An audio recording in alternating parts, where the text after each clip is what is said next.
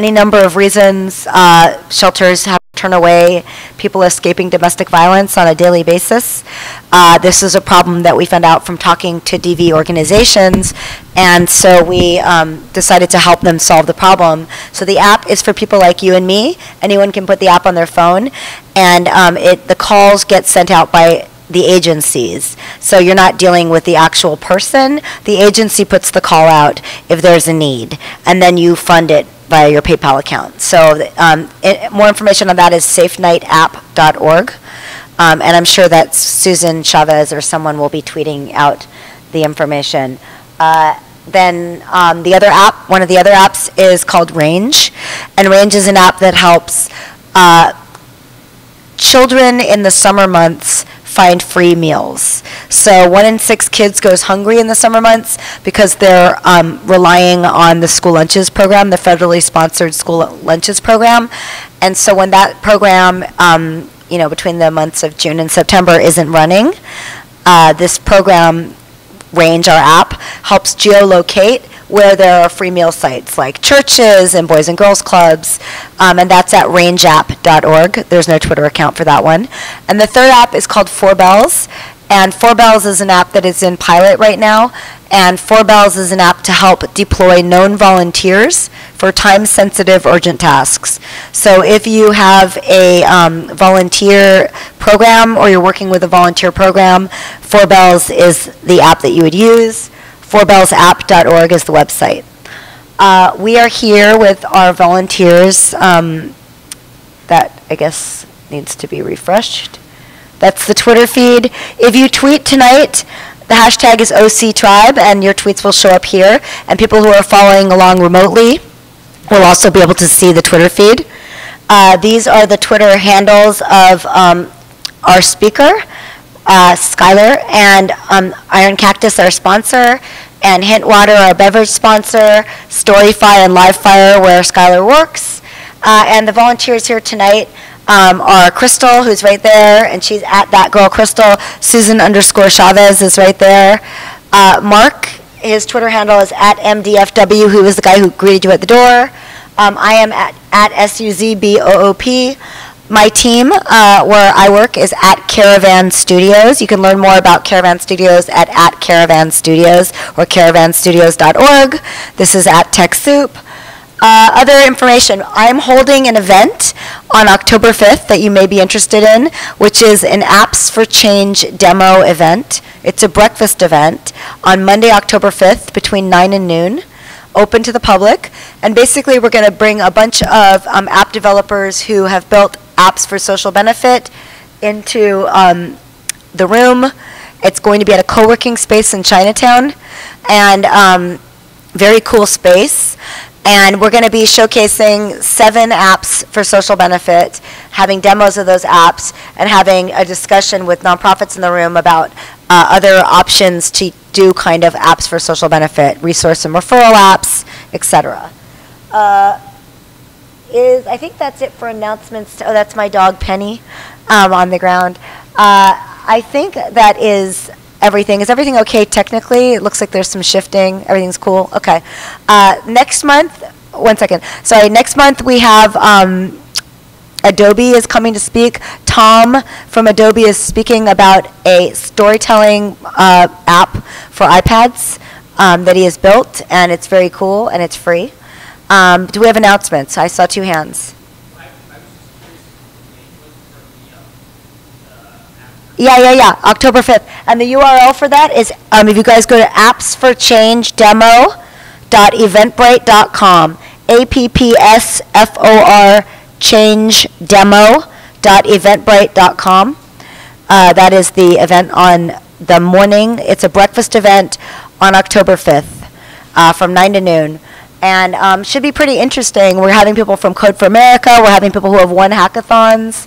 We're having people that actually have functioning apps that help many nonprofits. And the URL, once again, is appsforchangedemo.eventbrite.com. Love to see you guys there, and free breakfast sponsored by La Mediterranee. Does anyone here have an open position to announce? Yes, Tessa, come here. I knew that would happen. Hi. Hey, I work at CloudPeeps. My name is Tessa, and we are a marketplace for freelance community managers, marketers, PR folks. So if you're looking to hire anyone freelance, all remote positions, you can post through us, or we are also always looking for peeps, freelancers, to join our community, meet other freelancers, discover great work. So cloudpeeps.com. Thanks. And CloudPeeps is co-hosting our holiday party in December at Don Ramon's. Woo! Anyone else have an announcement to make about a job? Gigs? Lynn, did you have an announcement? No, I was just going to make sure the live streaming link was in there, and then I'll complete it. It's there, Crystal. Okay, cool. Thank you. Thanks, Crystal. Is anyone looking for work? Yes? Okay, so those people are. With that, I'm going to hand it over to Skyler. I think that people will be straggling in, but we want to get started because we have to be out of here by 9. So Skyler of Storyfy and Livefire is going to talk about curation. Thank you.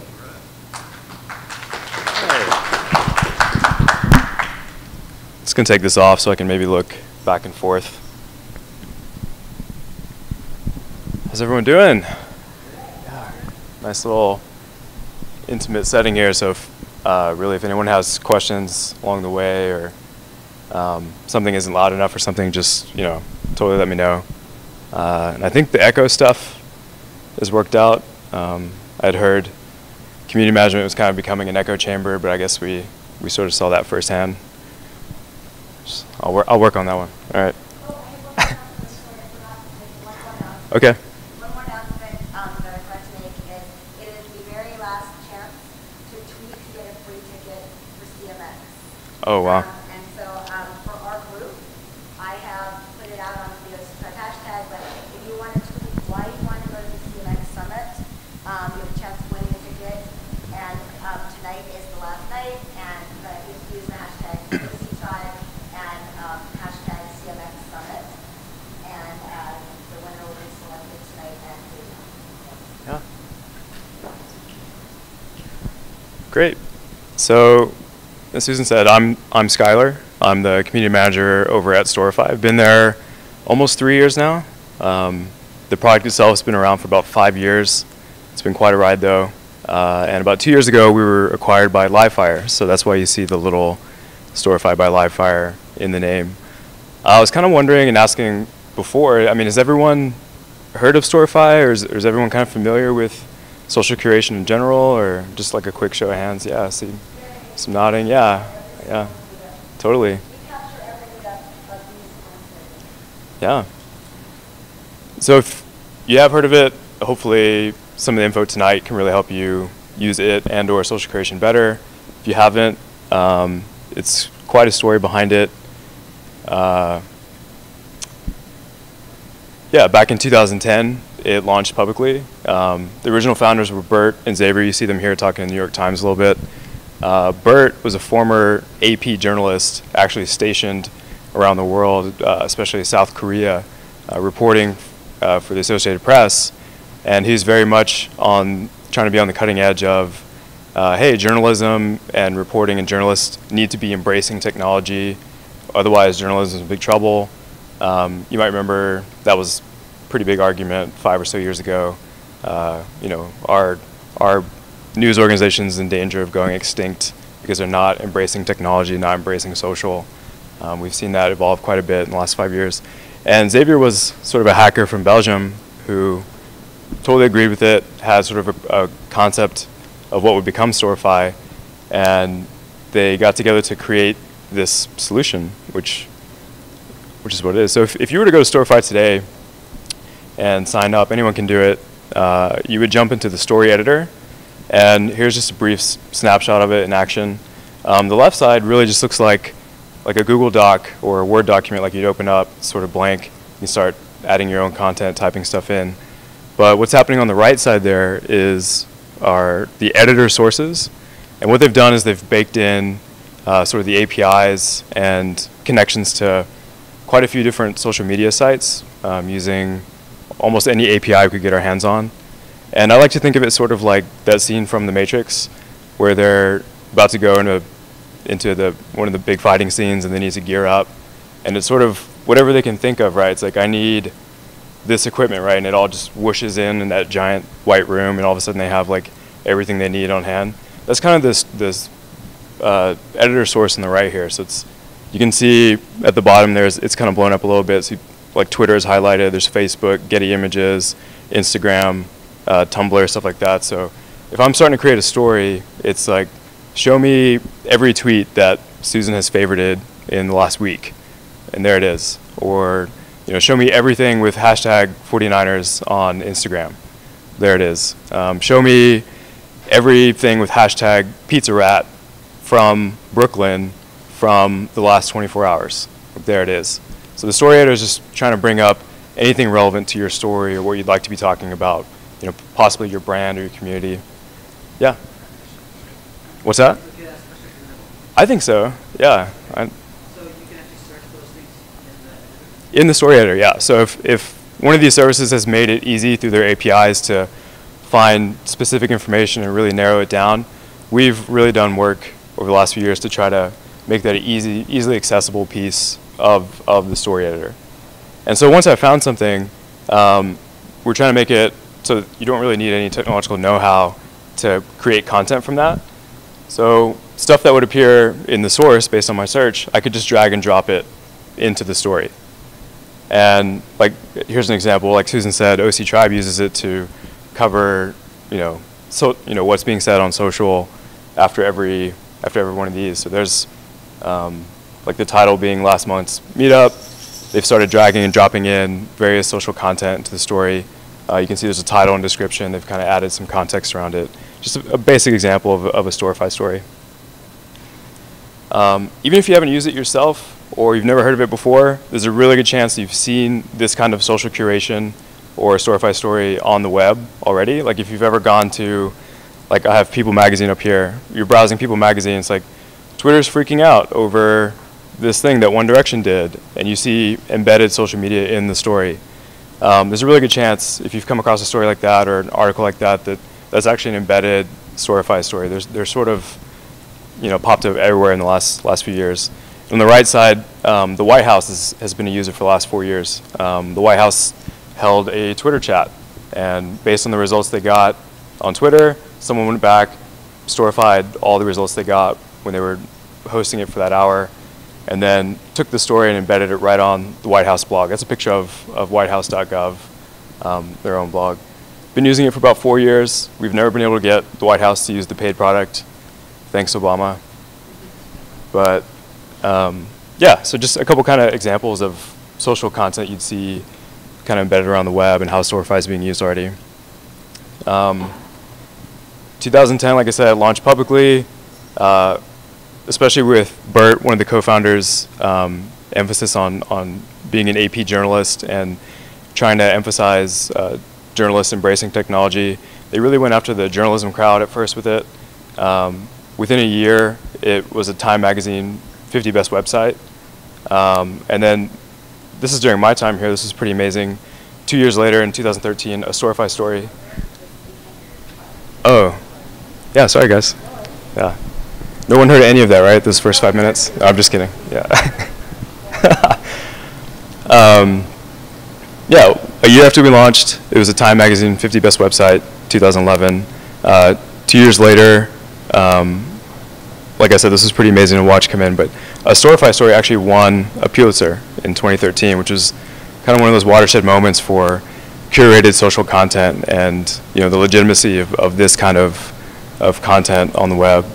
And then just this year, the ONA's Online News Association Awards, actually I think this week, and a number of Storify accounts and Storify, journalists using Storify are finalists for the ONA Awards, which is pretty incredible.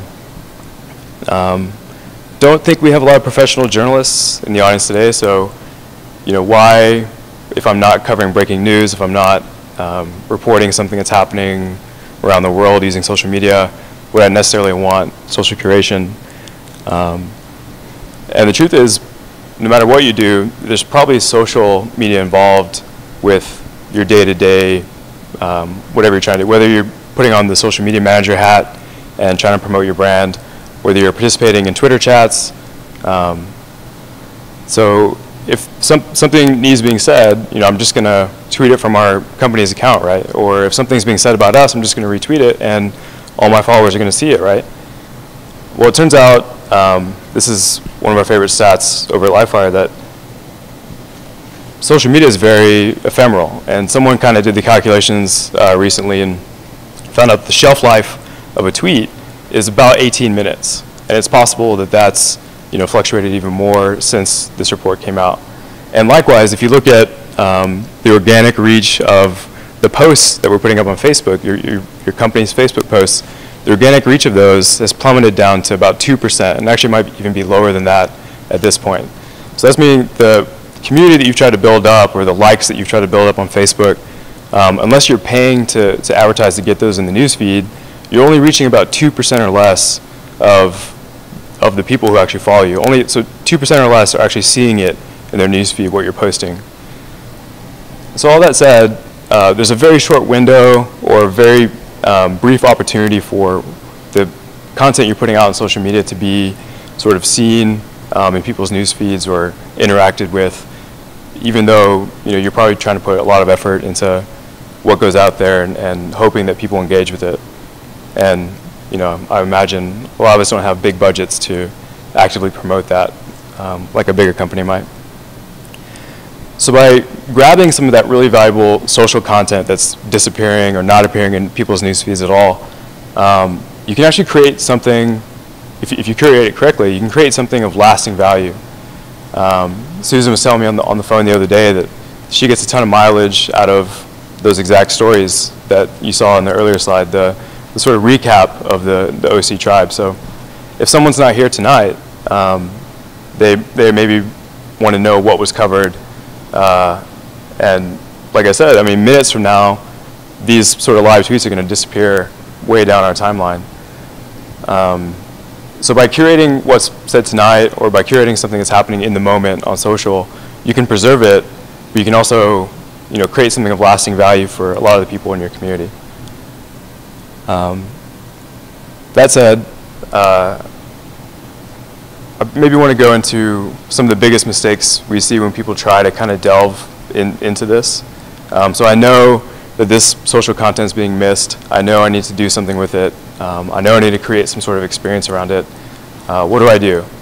And so one thing that curation isn't is aggregation. This is one of our biggest problems that we see when people try to sort of enter the space. I have here on the slide that the biggest offender is brands. Like, not to pick on Salesforce, but I guess Dreamforce was last week.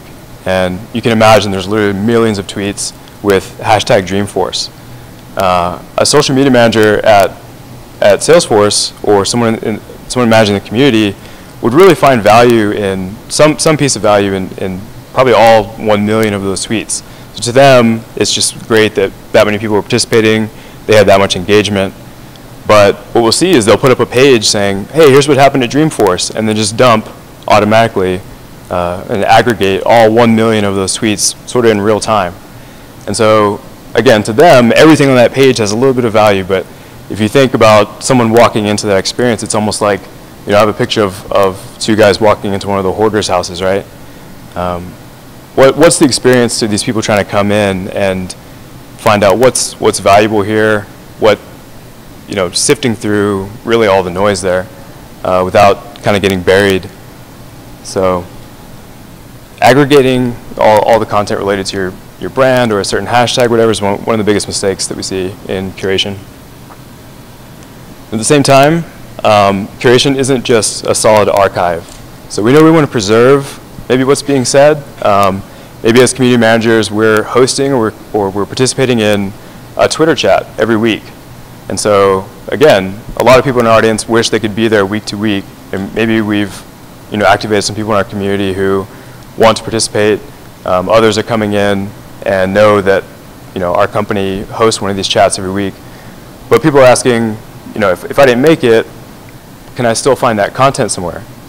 And what we'll see is just a straight archive of the September 23rd Twitter chat that week. And if our hashtag is, hashtag Twitter chat OCTribe, we'll just throw everything in there that was said during the event, during the entire hour of the chat. And it's a solid archive, so someone could come back technically and go see what was said during that hour. But if you think about, again, the experience for someone coming in later, like why was that piece of content created? Like what kind of value did you want people to get when they found that archive of the Twitter chat from that week? And so technically they could go in and see every single tweet that was made for the entire hour. But what value came out of that particular chat, right? Like, was it valuable to people that we spent 10 minutes sort of saying hi to each other in the beginning? Hello, hashtag OC Twitter chat. Did it matter that some guy, went up and made a really bad echo chamber joke at the beginning? Like that's maybe not as valuable to people. So just straight archiving for the sake of preserving is another one of the biggest kind of mistakes we see with social curation. So when you think about getting into curation, or maybe you want to improve on some of these mistakes, really my favorite metaphor is just like with the same connotation that the word might have, like a curator at a museum. That's really the exact experience that we're kind of looking for when we talk about utilizing social curation tools and some of the best content that we've seen created on platforms like Storify, some of the content that's gone viral, or some of the content that's really gone on to help communities. Here's just a picture of a curator in action. And if you think about what happens here, if you've gone to the De Young or something recently, someone who's a specialist in that content is carefully choosing items that are related to the subject. They're carefully setting them out in a certain way, arranging them. And then if you look around her, there's context for anyone who walks in. So they know what the exhibit is. They know what these particular pieces are. They might have a little bit of background information about why these pieces are important. So someone could come in and really get a valuable experience from that particular exhibit because of the way it's been curated and the items that have been selected. And that's exactly what could be applicable to using social curation. You are the expert. You either attended the event or you hosted the chat. You know what was said that was probably valuable. So look for items that relate to that and use those instead of just hashtag hello, or archiving everything, or dumping every single use of the hashtag related to my brand. If that sounds like a lot of work, it maybe just takes a little bit of practice. But it's pretty simple if you can. I like to keep this kind of really simple curation equation in mind when I'm curating something of my own. If you think about care plus context, you'll almost always come up with something valuable for whoever the intended audience is. So it's one thing to go into it thinking, who do I want this piece of content to be for? Who do I want to read it? And with that in mind, what sort of items can I curate that would be valuable to them? And so what that really involves is creating something of value by applying a little bit of care, a little bit of context. So what do we mean by care? Again, think of the sort of archiving example of a Twitter chat.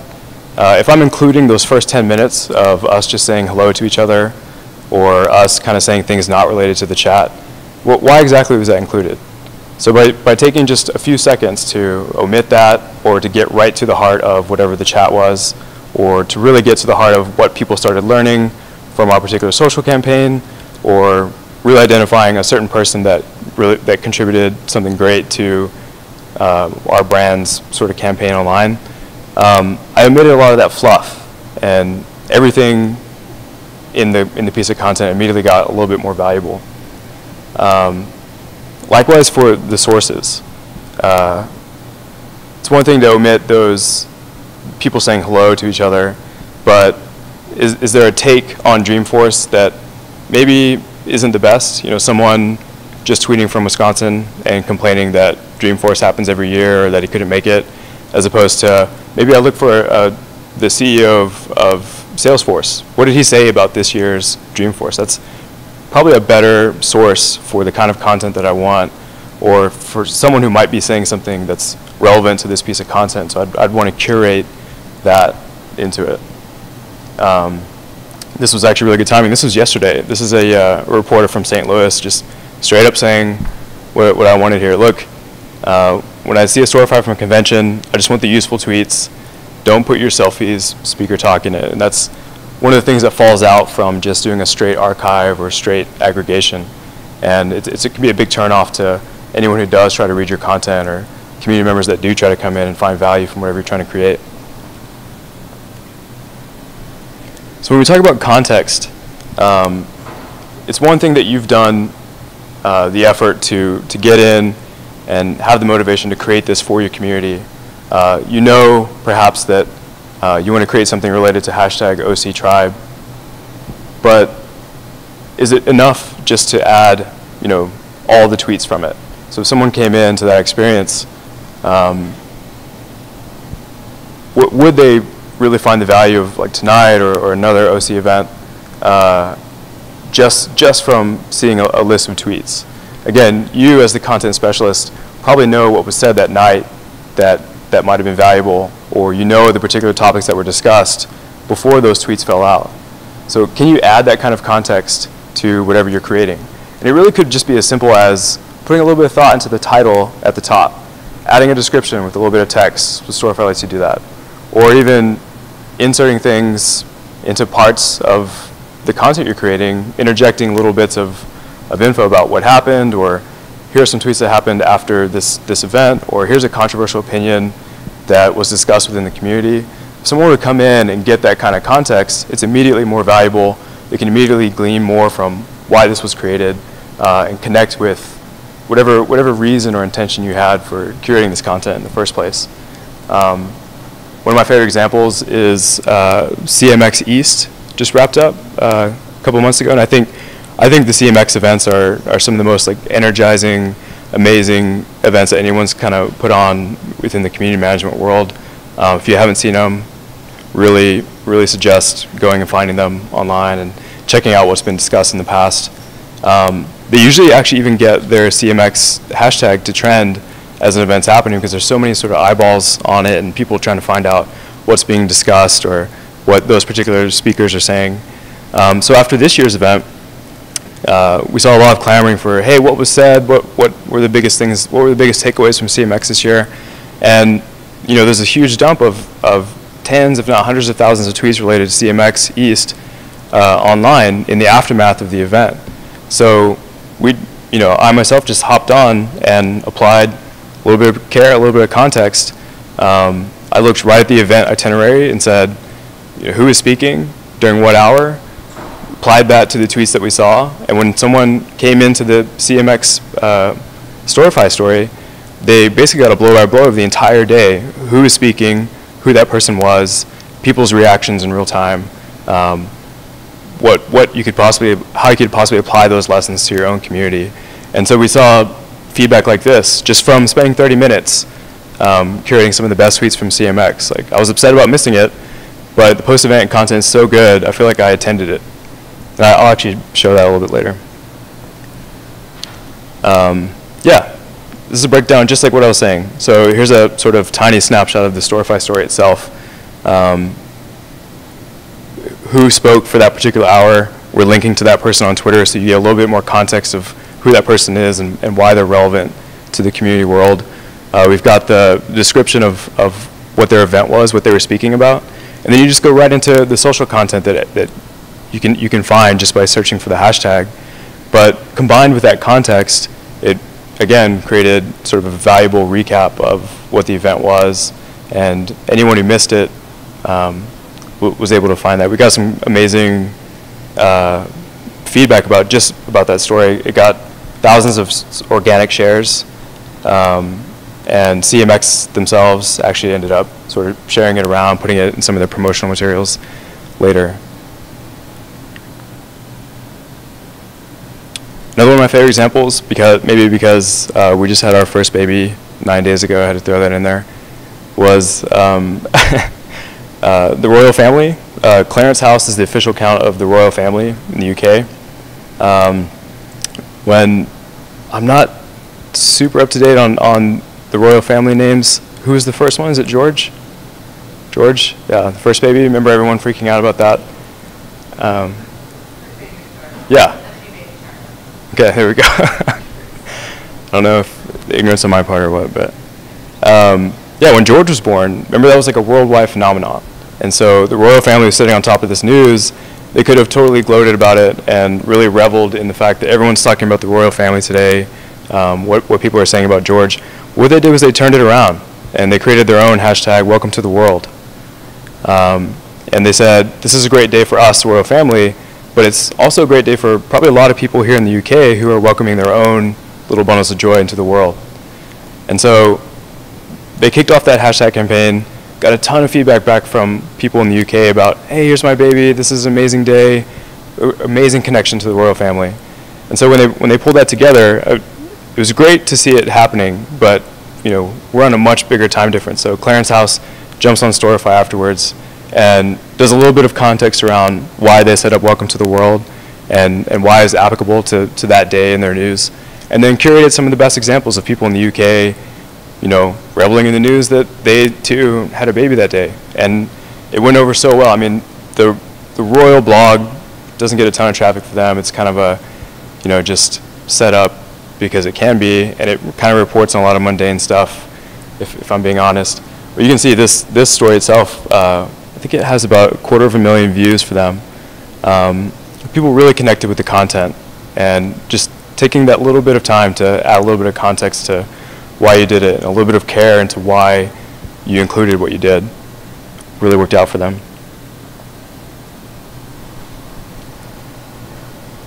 So knowing a little bit about what goes into good curated content, again, this context and this care, you can start to apply that to anything that you would use social curation for.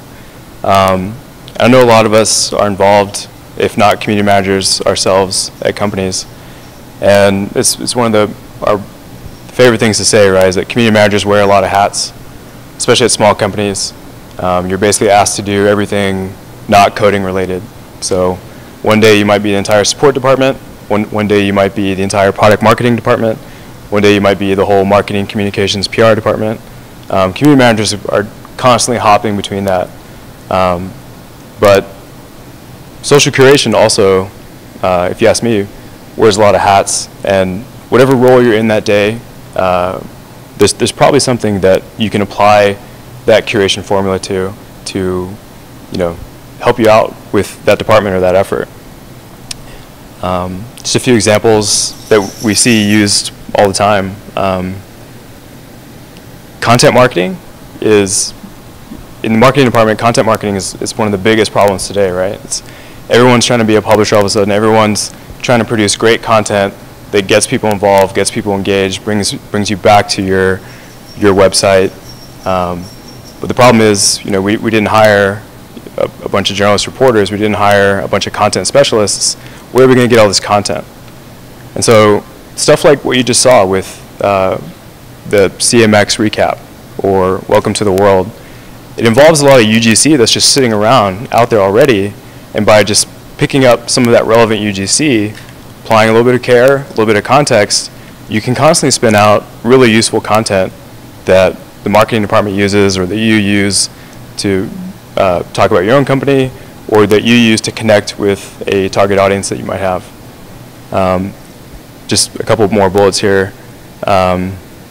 If you're actively running a social campaign, people higher up are asking, well, how did it go? And you might have some raw engagement stats.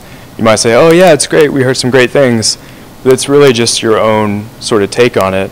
Curating some of the best of that into a story or into some object is a great internal piece of content that you can use to kind of have really an ROI of why we invested our time in this particular social campaign. Sometimes there can be a little bit of friction for community managers, right, to justify spending this time on social, or what is the ROI? Are we actually building community? Are we actually connecting with people?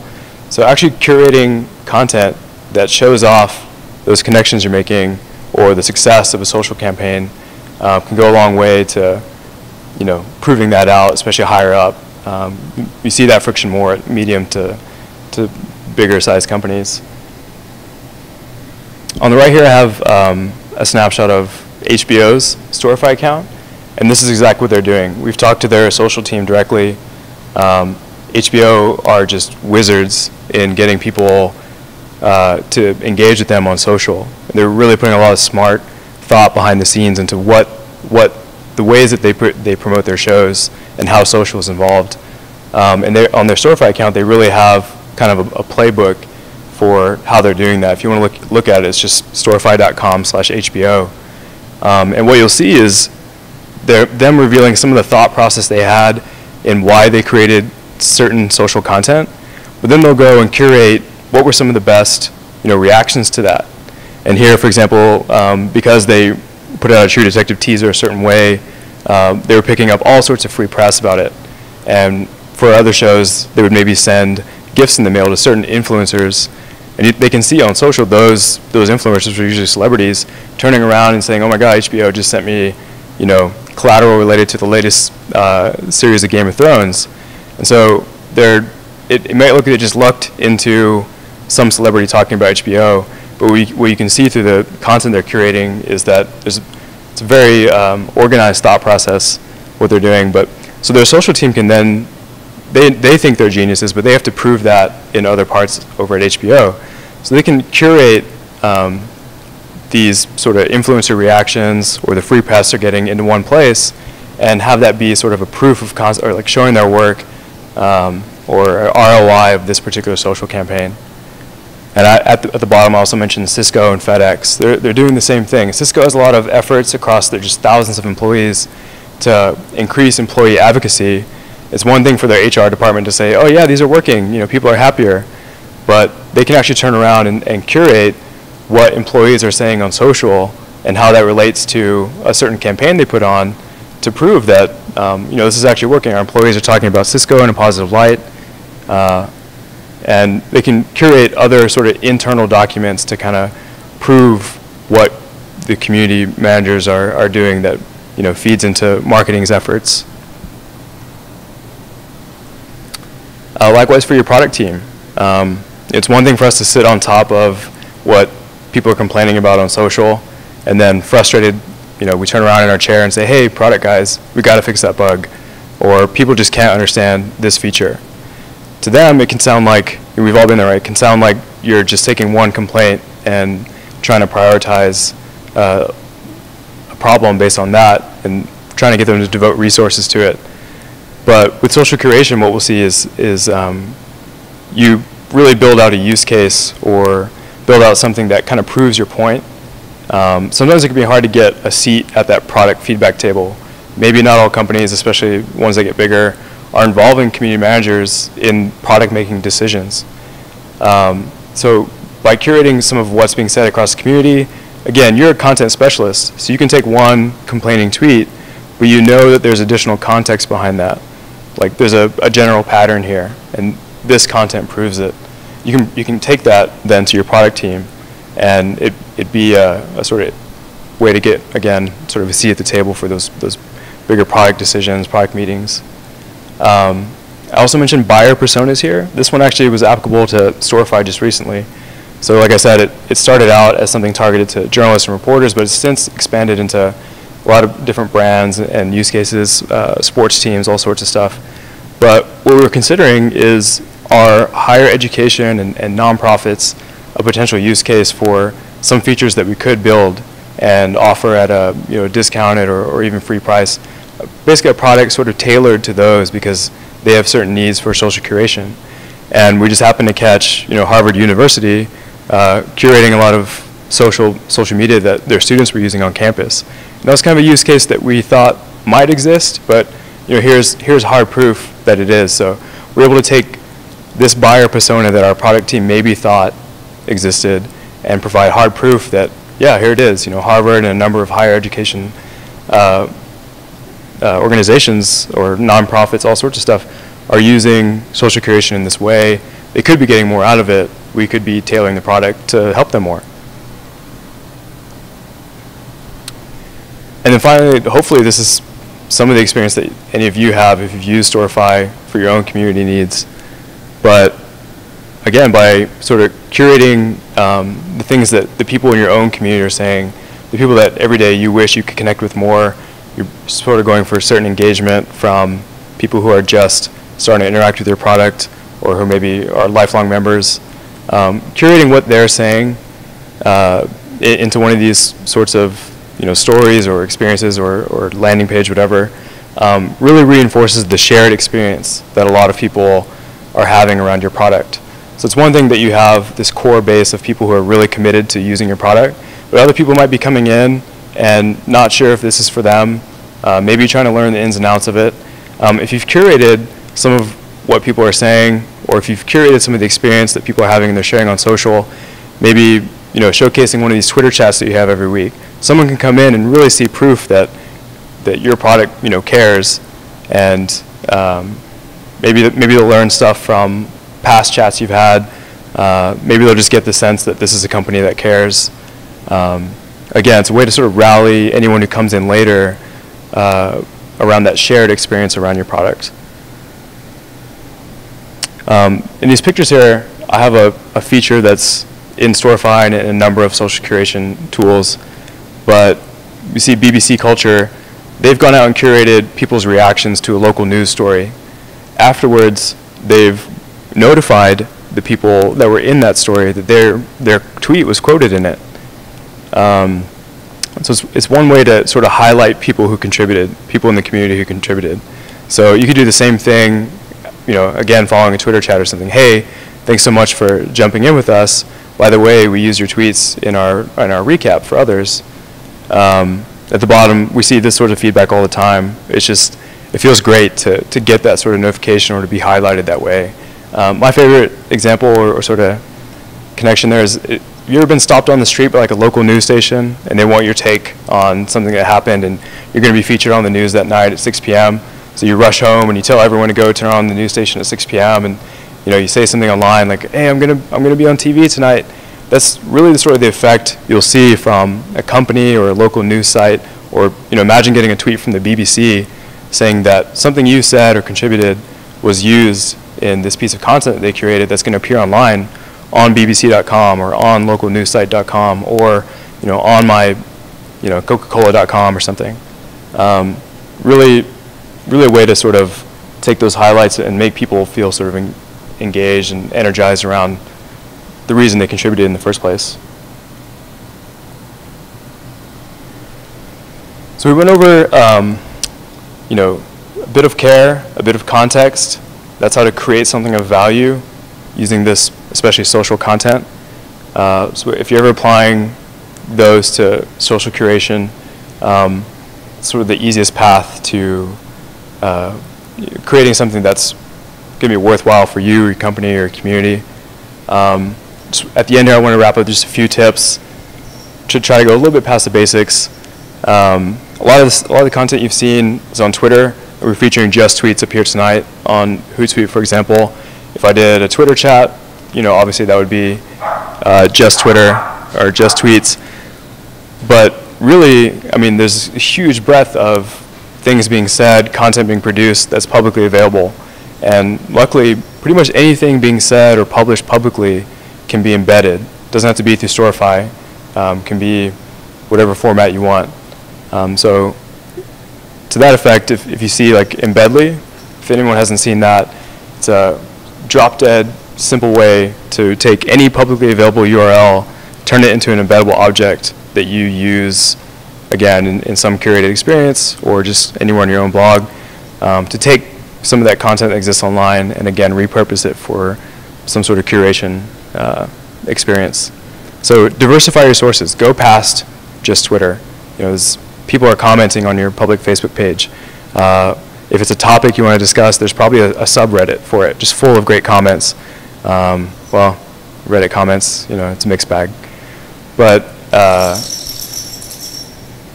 point being, there's probably someone contributing valuable information all over the web, not just Twitter. So we're in a golden age of APIs right now. Almost anything public can be manually embedded yourself. So diversify your sources. Take shortcuts to good content is what I wrote here. Everyone's done the just general type in a hashtag, get every single result. But what's a shortcut to finding sort of the value, right? Or mining for like the gold nuggets within a particular high volume hashtag or a topic that's been discussed a lot. You might be sitting on something like Twitter lists. Maybe you've created a Twitter list that's just community managers that you respect. So instead of checking just a general search, go right to that list. There's probably something right in there that you can curate about what they're discussing. One of my favorite examples for take shortcuts is, does anyone remember a couple years ago there was the major cruise line that just got stranded a little bit out of shore, and the people had to just stay there for days with no water, electricity.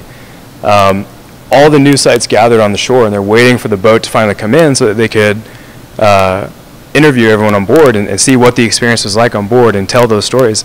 CNN found out who was on the ship, created a Twitter list of those people on social media, and just sat on the Twitter list. And so they were getting real-time updates from people on the trapped ship of what life was like, and finding those Instagram photos, finding those tweets of people complaining, showing photos of what it was like in the horrible conditions on the boat and stuff like that. So they took a shortcut right to those people's content, whereas it was probably being buried in this just giant mass of social media. Those people probably had tens of followers. Would have been really hard to find that. Yeah. So in the Storify story editor, you can click on a source, in this instance Twitter, and there's a number of filters that you'll see below it that you can search for specific things. So I might go to Twitter and then favorites and then type your Twitter name, and I would see just tweets that you favorited. So there's another filter just for Twitter lists, and I could paste the URL of any Twitter list, and I would see all tweets from it, and I could drag those into my story.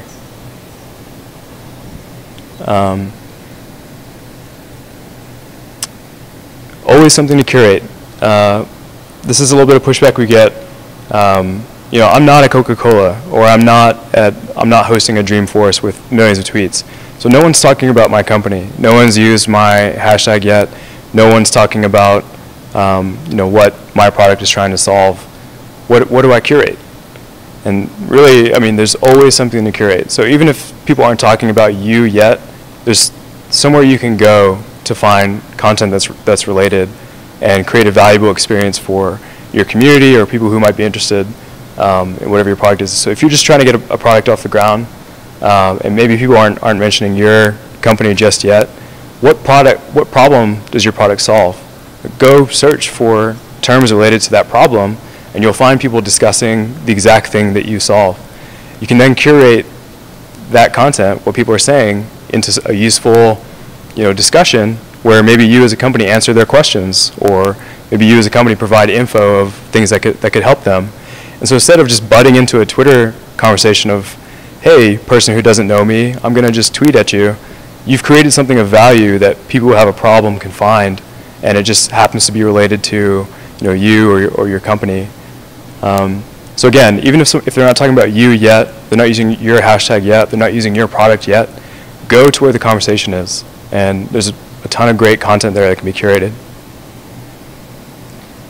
And the last one is pretty important. It's related to the slide you saw earlier where the BBC was telling people that they'd been quoted, and the other person was really feeling great that whenever they see one of those tweets that they've been included in a Storify story, and that's close the loop with contributors whenever it's appropriate, of course.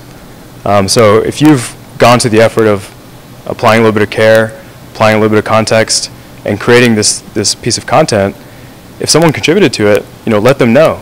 And I think this is becoming standard. I really hope it is. But Storify and Livefire have features built in where you can notify people who are included in the content, or if it's for advertising purposes, you can automatically kind of request, hey, can we use the rights to this, or can we include you in this promoted effort that we're talking about something that you're talking about. More and more that's actually being built into the curation experience. So if you're picking up a curation tool, look for something that maybe does these sorts of automatic notifications or requests, and close the loop with people. So that's sort of the last step of, again, not just butting in and doing an reply at them and trying to get them to engage with their brand, but just bringing awareness to the fact that something they said contributed to this curated experience. And again, it's sort of like when you were featured on the local news, right?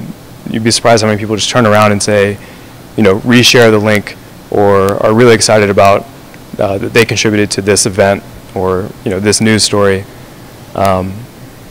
And you start to see sort of organic sharing just because you had that sort of last step of closing the loop with people that you notified. I have no idea how much I went over already, or how close we are, but we had a couple questions during it. If there's something I said, I know I was talking pretty fast, I get pretty excited about it. I'd love to hear them now. Yeah.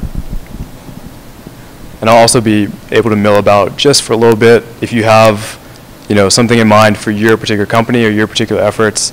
That's really what I geek out about, is finding out someone's need or approach that they have to social, and really the kinds of stuff that they maybe could be curating or things that other companies have done in the past to see success with it. So I'm happy to, chat about your particular use case if you want a little bit afterwards. Or find me online.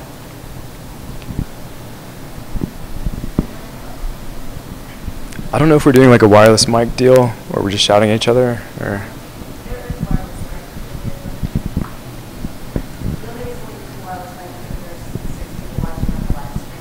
Oh, got it.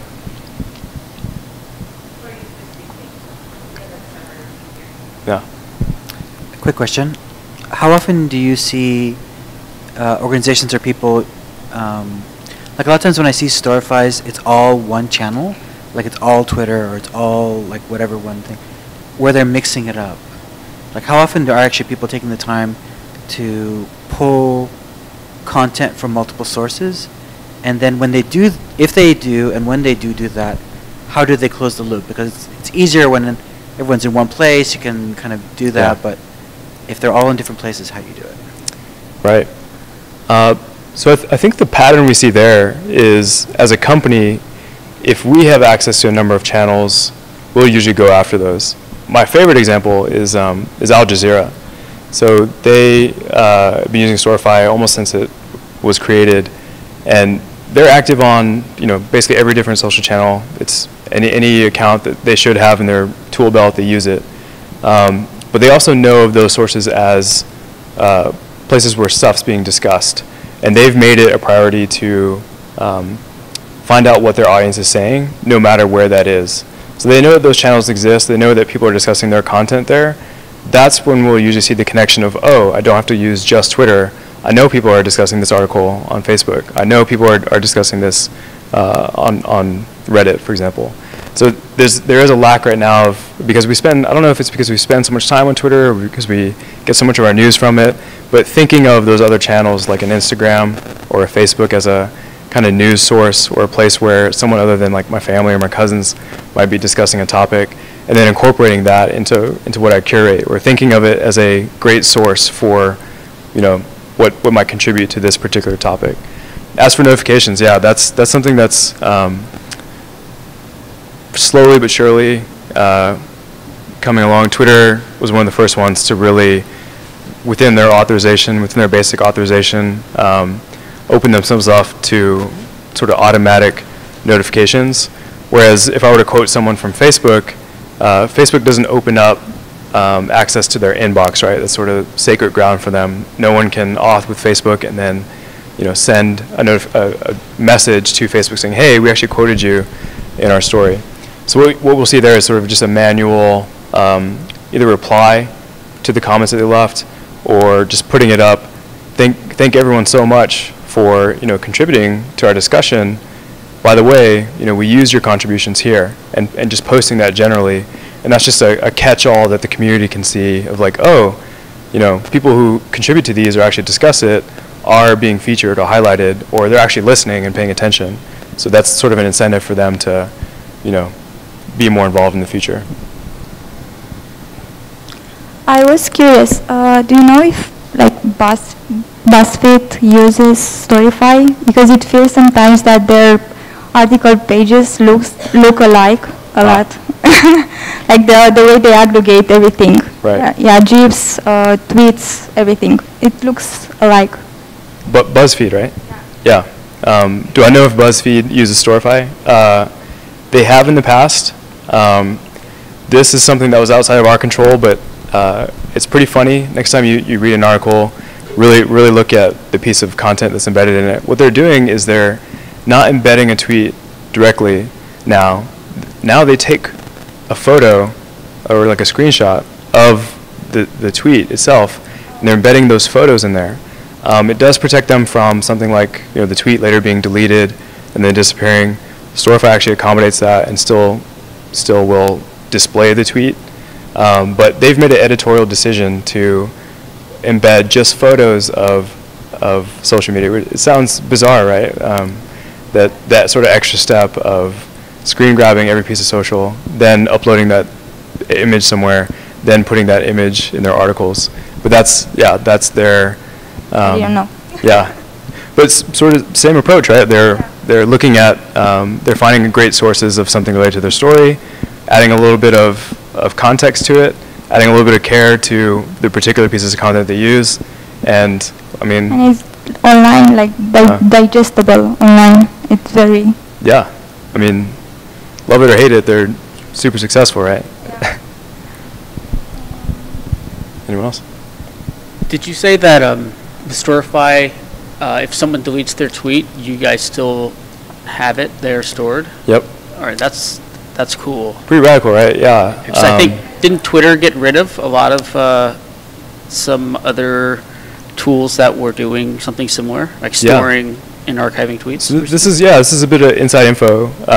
The question was related to if I find and embed a tweet in a Storify story, that is obviously linking back to wherever the tweet exists on Twitter.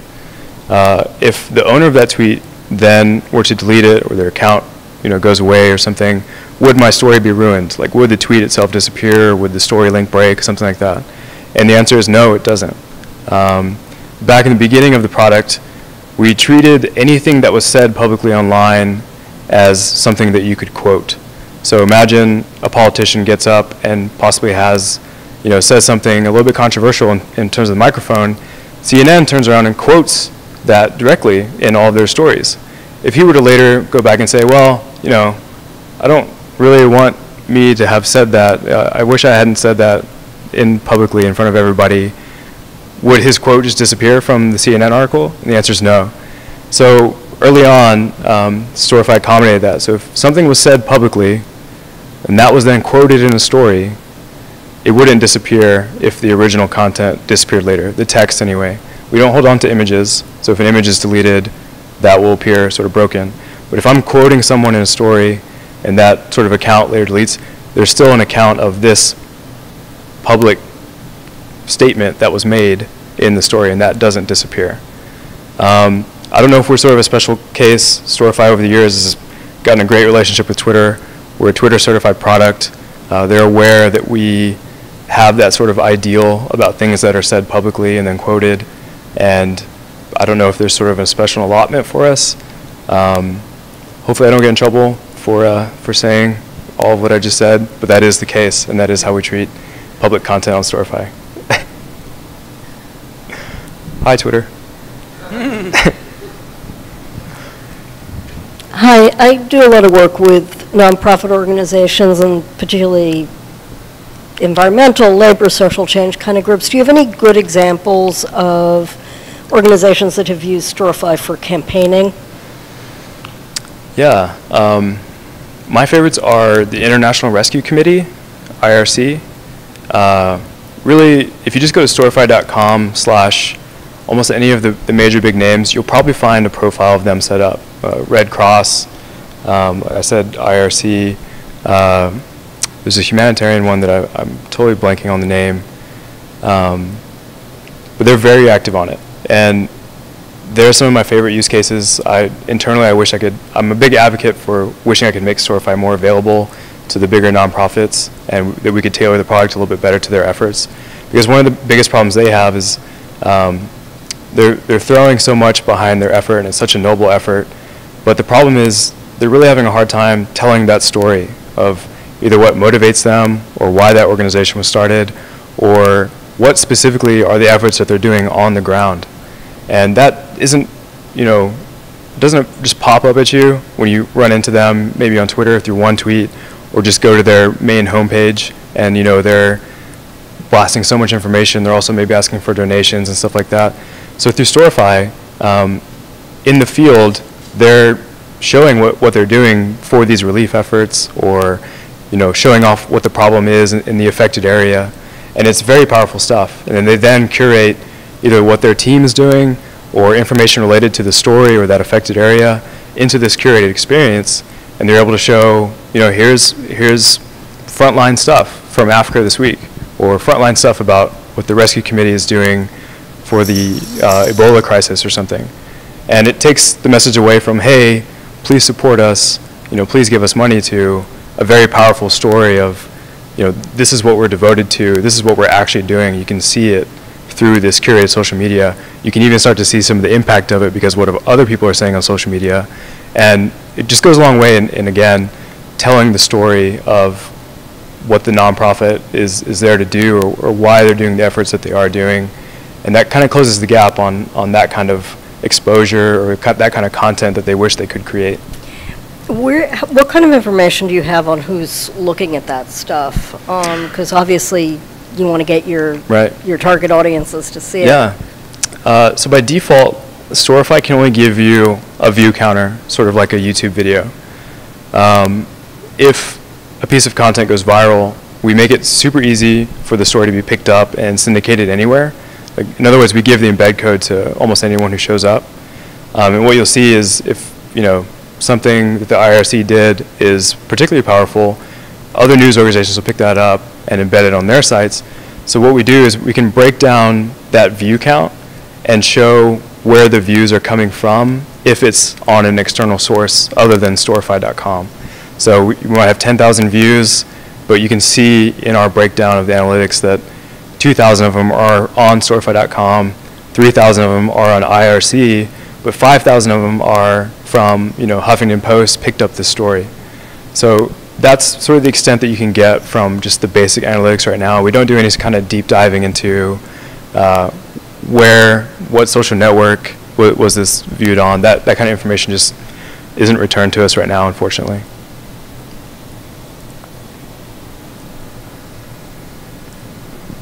Great questions. Yes. Looks like one more. So Twitter, so what's the most used the most used media channel to distribute Storify stories? Is it Twitter, or? Yeah, I'd say it's Twitter. One, because the sharing tools within Storify itself, once you're done with your story, we sort of queue it up for you to both share it on your own timeline, but also notify those people who were quoted. We do that work for you to kind of set it up. So if you want to share that way, Twitter is the first one. The other thing is we've done a lot of work to create a custom Storify Twitter card. Twitter cards are those sort of previews of the content that you see whenever someone shares like an article, for instance.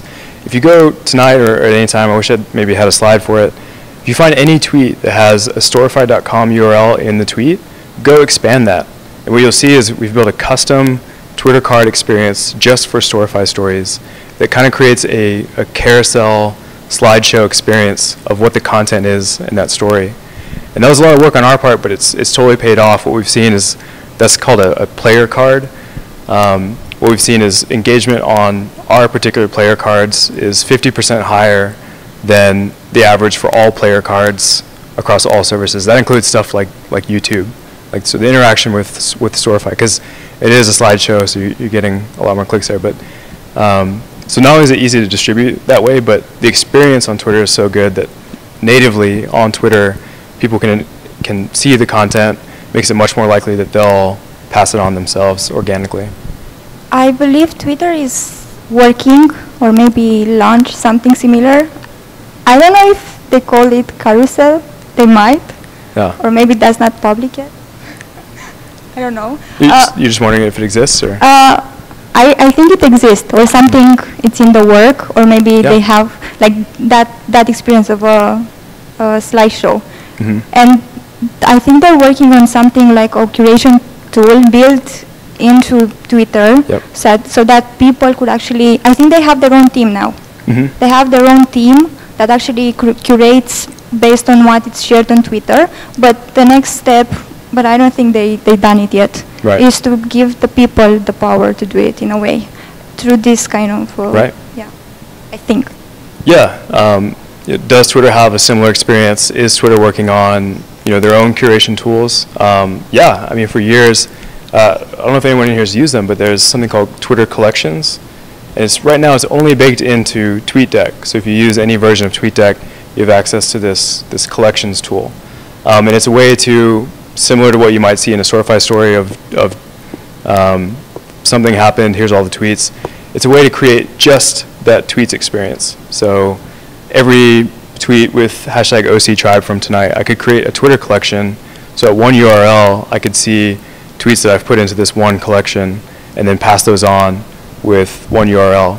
Unfortunately, it lacks the sort of context aspect of it that we talked about. It's a great way to transport, again, a collection of tweets. We've actually had no problem with it. We talked to them about it as soon as it came on, and we actually include the API for Twitter collections in Storify. So if you're using Twitter collections, you can grab the URL for any collection you have and pop it into the Twitter source, and we'll show you all the tweets in it. You can throw them in your Storify story if you want, add additional context, and of course add additional sources as well, Facebook, Instagram, all sorts of stuff.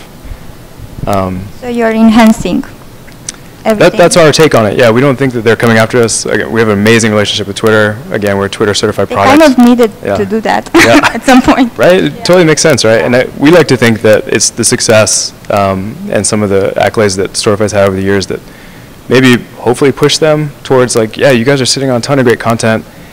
Let's come up with some ways to curate it. Yeah. But we get that feedback all the time, especially when Twitter tries to delve into curation stuff. Is, man, why didn't Twitter just acquire Storify? And Livefire's like, hey Have you guys. seen, I don't know the name of that aggregate. There's a startup, Neezer or something, and people are using it. It's like a tool, aggregation tool.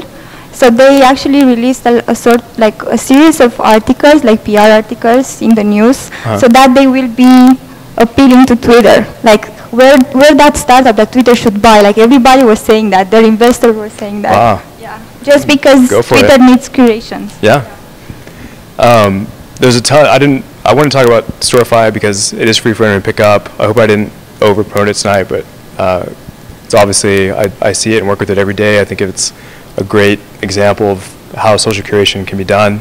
But there's a ton of curation tools out there, and I highly encourage anyone to find something that works for you. The problem we do see with sort of new ones is it can be tricky to hold on to the sort of API access. If Twitter changes something about their API or the way that their information is accessed, sometimes that can really hurt some of these sort of up-and-coming curation tools. So it does help to be a Twitter certified product.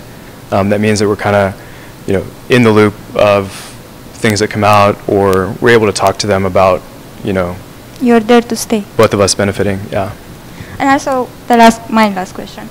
It's based on feedback. You said that a lot of people and organizations use Storify as a feedback tool.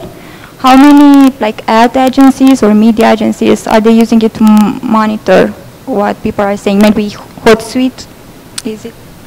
Yeah. So are you asking if they're using Storify? If you know, yeah. And how will they use it? No, I mean, yeah. So our ad agencies using Storify to try to monitor or find what people are saying. Yeah, the content. Yeah. Not so much, because there are dedicated social listening tools like TweetDeck that if I was interested as an agency in what was being said or the performance of this particular campaign, I might use a dedicated social listening tool first. If there's a compelling narrative there, or if there's a ton of results, I would probably want to curate the best of that into something to show my client if I'm an ad agency, and that's more what we see. So follow up, here's how our campaign performed. I might do that kind of wrap up, or if I'm a company that knows that social is going to be a big part of a promotion I have, and we've offloaded that work to an agency, agencies will maybe incorporate Storify as part of the experience online. So, here's the promotion, here's how you can get involved. Oh, by the way, underneath an embedded Storify story or embedded social content showing off how other people are getting involved, some of the best examples of people getting involved in this campaign. So that's more how an ad agency might use it. So mostly for content creators. Right. Yep. I think that's a good breaking point. Thank you so much, Skylar. It's really awesome interesting. Questions. Awesome questions.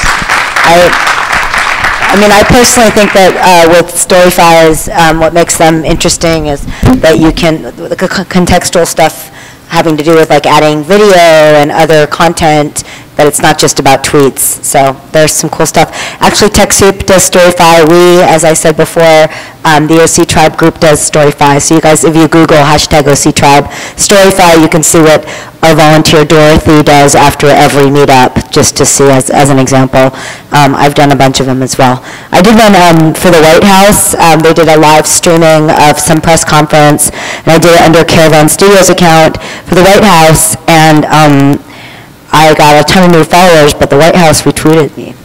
So that really ruled. Yeah, it was really exciting. I was wondering if they would, because I thought I might be the only person who Storify'd it. I knew there was a ton of tweets going, but I was kind of having a feeling that I may be, and I think I was I'm the only one who kept on tweeting about the Storify, and then they retweeted me. So that was pretty cool, from Caravan.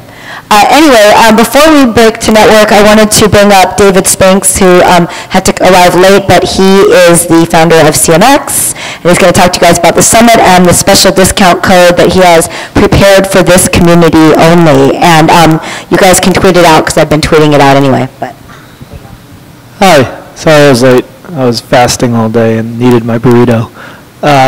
Yeah, I just want to let you guys know CMX Summit is coming up in 3 weeks. Have any of you guys been to CMX Summit before? All right, a few people.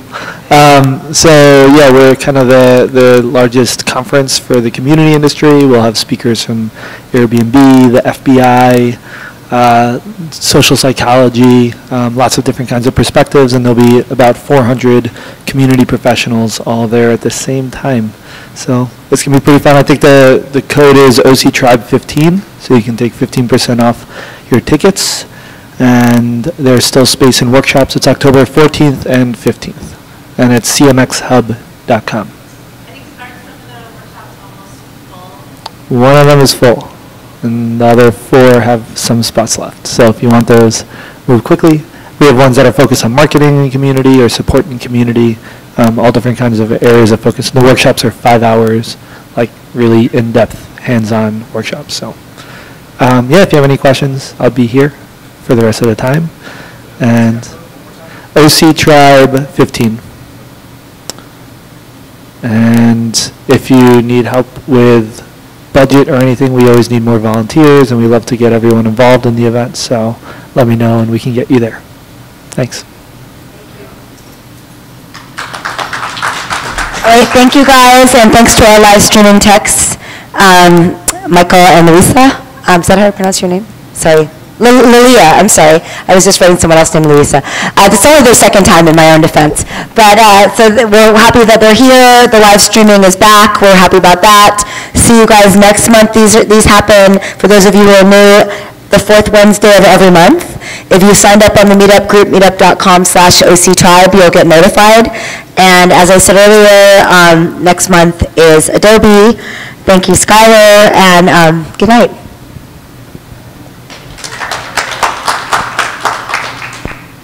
Thank you to my dog.